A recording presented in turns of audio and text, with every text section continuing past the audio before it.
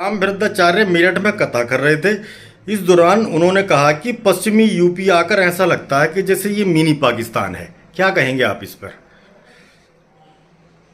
आपने बहुत अच्छा सवाल किया। और देखिए, राम गुरु एक मजहबी बात कर रहे दिमाग वो करनी चाहिए जो अपने मजहब के मुताबिक है,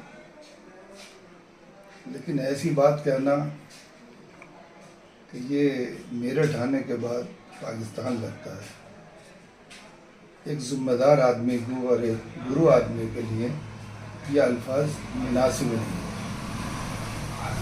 पश्चिमी उत्तर प्रदेश में हमारे हिंदू भाई भी रहते हैं, मुस्लिम भाई भी रहते हैं, सिख भाई भी रहते हैं, ईसाई भी रहते हैं, दलित भी रहते हैं, और मैं ये देखता हूँ सब मिलकर रहते हैं।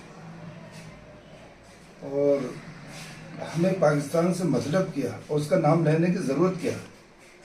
हमारा कोई ताल्लुक़ पाकिस्तान से नहीं, हमारा मुल्क तो हिंदुस्तान है और यहीं की बात करनी चाहिए, मोहब्बत की बात करनी चाहिए। और गुरु जो होते हैं वो मजहबी लोग होते हैं, और मजहबी लोगों को तो बहुत ही इत्तेहाद की बात करनी चाहिए और लोगों को जोड़ने की बात करनी चाहिए। अगर कुछ लोग नफरत फैला रहे हैं, और जो मजहबी लोग होते हैं, चाहे गुरु हों, बाबा हों और उलमा हों, इनको तो एक जोड़ने की बातें करनी चाहिए और कभी ऐसी बातें नहीं करनी चाहिए। ऐसा नहीं, मैं बहुत सारे गुरु की बातें भी सुनता हूँ, साधु संतों की बातें भी सुनता हूँ, वो बहुत अच्छी बातें भी करते हैं, ऐसा नहीं है सब गलत करते हों। तो ये बात अगर उन्होंने कही है तो उन्होंने बहुत गलत कही है। अभी देखिए, एक सैलाब आया पंजाब के अंदर, वहाँ कितना नुकसान हुआ है। सरदार भाइयों का भी हुआ है, हिंदू भाइयों का भी हुआ, मुसलमान भाइयों का भी हुआ है। और उसके अंदर जो मदद की है लोगों ने, हिंदू भाइयों ने मदद की और हमारे मुस्लिम भाई उन्होंने भी भरपूर मदद की। क्या उन्होंने कोई कुछ कमी की? और अल्लाह ना करे हिंदुस्तान में कहीं कोई भी मुश्किल वक्त आएगा किसी इलाके में भी, मैं ये बात कह रहा हूँ एक जिम्मेदारी के साथ अपने इलाके की, कि हम सबसे पहले आएंगे। चाहे अगर मुस्लिम हजरात के पास आवे, हिंदू भाइयों के पास आवे, सिख भाइयों के पास, मैं बस अल्लाह से दुआ करता हूँ अल्लाह सबको अमन के साथ रखे। लेकिन मुसलमान जिस यहाँ हिंदुस्तान में कहीं भी किसी पे कोई परेशानी का वक्त आया तो मैं कह रहा हूँ कि मुसलमान सबसे आगे होंगे, क्योंकि हमारा ये बहुत खूबसूरत मुल्क है और ऐसा मुल्क है, इसके अंदर जैसे चमन होता है ना, चमन, उसके अंदर बहुत तरह के फूल होते हैं, गुलाब का भी होता है, बेला का भी होता है, उसके अंदर चंपा का भी होता है।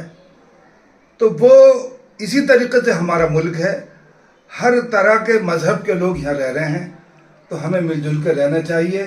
किसी भी बाबा गुरु को ऐसे जुमले नहीं इस्तेमाल करने चाहिए। हमारे प्रधानमंत्री मोदी जी हैं, कभी ऐसी बात उन्होंने नहीं कही। अमित शाह जी हैं जो वजीर दाखिला, ऐसी बात अभी उन्होंने नहीं कही। हमारे यूपी के योगी वजीर आला हैं, योगी साहब, उन्होंने कोई ऐसी बात नहीं।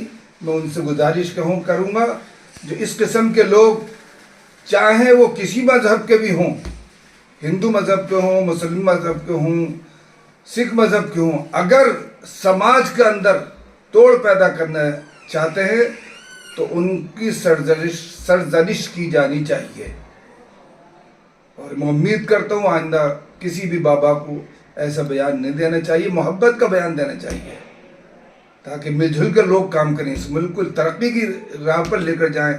आज देख रहे दूसरे मुल्कों में क्या हो रहा, पाकिस्तान में देखिए, बांग्लादेश में देखिए, अब नेपाल में देखिए क्या हुआ, और हमारे मुल्क में अभी ये बात नहीं है।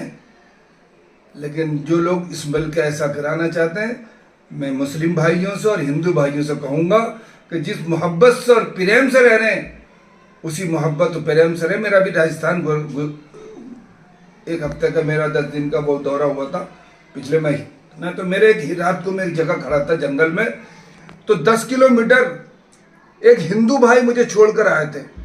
उनके साथ एक बीवी थी उनकी और एक बच्चा था, उन्होंने पीछे बटलाया और मैं उनको 300 रुपये दे रहा था किराए के तौर पर, बच्चे को हदिये के तौर पे। उन्होंने एक पैसा मुझसे नहीं लिया। तो क्या उन हिंदू भाई का जो मेरे ऊपर एहसान है, क्या मेरी मुझसे दुआएं नहीं निकलेंगी? उनके लिए दुआएं निकलेंगी। तो ऐसा नहीं है, ऐसे लोगों को से बचना चाहिए और दूर रहना चाहिए, और ऐसे लोगों से मिलकर रहना चाहिए जो मोहब्बत की बातें करें, मेलजोल की बातें करें, आफियत की बातें करें।